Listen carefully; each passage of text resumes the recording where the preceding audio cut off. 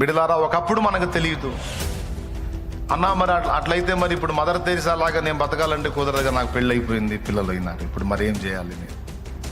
ఇప్పుడు మళ్ళీ నేను మదర్ తెరిసా లాగా నేను ఒక నన్నులాగా మారాలంటే కష్టం అయిపోయింది అంటే డోంట్ టెన్షన్. నువ్వు వివాహమై పిల్లలు కలిగిన స్త్రీగా ఉండి కూడా నీవు కూడా దేవుని పని చేయొచ్చు, సమాజానికి సేవ చేయొచ్చు, సమాజానికి దీవెనకరమైన పని నువ్వు చేయొచ్చు. అలా వాడబడ్డ తల్లులు లేకపోలేదు. దేవునికి స్తోత్రం. దేవుడు నువ్వు అలాగా కంప్లీట్గా దేవుని కొరకు బ్రతకాలనుకుంటే ఆ విధంగా నేను వాడుకోగలడు. ఇప్పటికే నేను ముందు అడిగేసేసాను దేవా అంటే ఓకే, ఇబ్బంది ఏం లేదు,